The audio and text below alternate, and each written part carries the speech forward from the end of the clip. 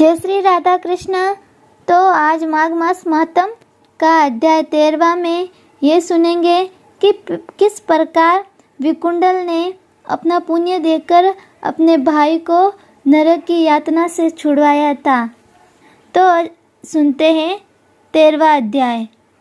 विकुंडल कहने लगा कि तुम्हारे वचनों से मेरा चित्त अति प्रसन्न हुआ है, क्योंकि सज्जनों के वचन सदैव गंगाजल के सदृश पापों का नाश करने वाले होते हैं।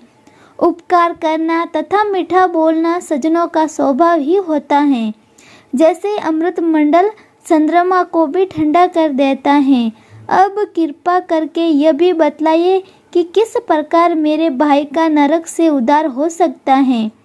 तब दूत कुछ देर ज्ञान दृष्टि से विचार कर मित्रता रूपी रस्से से बंधा हुआ बोला कि हे वैश्य, यदि तुम अपने भाई के लिए स्वर्ग की कामना करते हो तो जल्दी ही अपने 8 जन्म के पुण्य फल को उसके निमित्त अर्पण कर दो। तब विकुंडल ने कहा कि हे दूत, वह पुण्य क्या है और मैंने कौन से जन्म में और कैसे किया है, सो सब आप बताओ, फिर मैं अपना पुण्य अपने भाई को दे दूंगा। दूत कहने लगा कि हे वैश्य सुनो, मैं तुम्हारे पुण्य की सब कथा कहता हूँ। पूर्व समय में मधुवन में साल्की नाम का ऋषि था। वह बड़ा तपेश्वरी ब्रह्मा के समान तेज वाला था। नवग्रह की तरह उसकी स्त्री रेवती के 9 पुत्र थे, जिनके नाम ध्रुव, शशि, बुध, तार, ज्योतिमान थे। इन 5 ने गृहस्थाश्रम धारण किया था। निम्रो, जितमाय, ध्यानानिष्ठि और गुणातग ये 4 संन्यास ग्रहण कर वन में रहने लगे। वे सिक्का सूत्र से रहित पत्थर और सोने को समान समझते थे।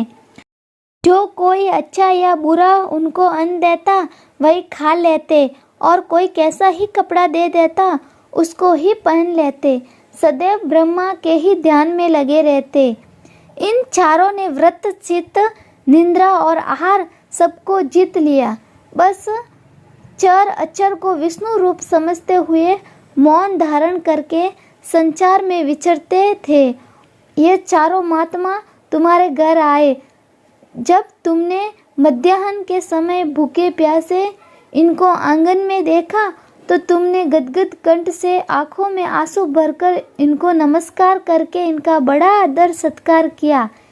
इनको चरणों को धोकर बड़े प्रेम से तुम इनसे कहने लगे कि आज मेरे अहोभाग्य हैं, आज मेरा जन्म सफल हुआ है, मुझ पर भगवान प्रसन्न हुए हैं, मैं सन्नाथ हूँ, मेरे माता पिता, पत्नी, पुत्र, गौ आदि सब धन्य हैं जो आज मेरे हरि के सदृश आपके दर्शन किए हैं। सो हे वैश्य, इस प्रकार तुमने श्रद्धा से उनका पूजन किया और चरण धोकर जल को मस्तक से लगाया। फिर विधि पूर्वक इनका पूजन करके तुमने इन सन्यासियों को भोजन कराया। इन सन्यासियों ने भोजन करके रात को तुम्हारे घर में विश्राम किया और ब्रह्मा के ध्यान में लीन हो गए। इन सन्यासियों के सत्कार से जो पुण्य तुमको मिला है सो मैं भी कहने में असमर्थ हूँ, क्योंकि सब भूतों में प्राणी श्रेष्ठ हैं। प्राणियों में बुद्धि वाले, बुद्धि वालों में मनुष्य, मनुष्यों में ब्राह्मण, विद्वानों में पुण्य आत्मा और पुण्य आत्माओं में ब्रह्म ज्ञानी सर्वश्रेष्ठ हैं। ऐसी ही संगति से बड़े बड़े पाप नष्ट हो जाते हैं। ये पुण्य तुमने अपने पहले 8वें जन्म में किया था।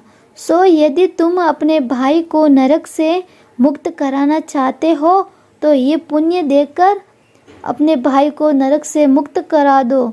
दूत के ऐसे वाक्य सुनकर उसने प्रशंसित से अपना पुण्य अपने भाई कुंडल को दे दिया और वह नरक से मुक्त हो गया और दोनों भाई देवताओं से पूजित किए गए।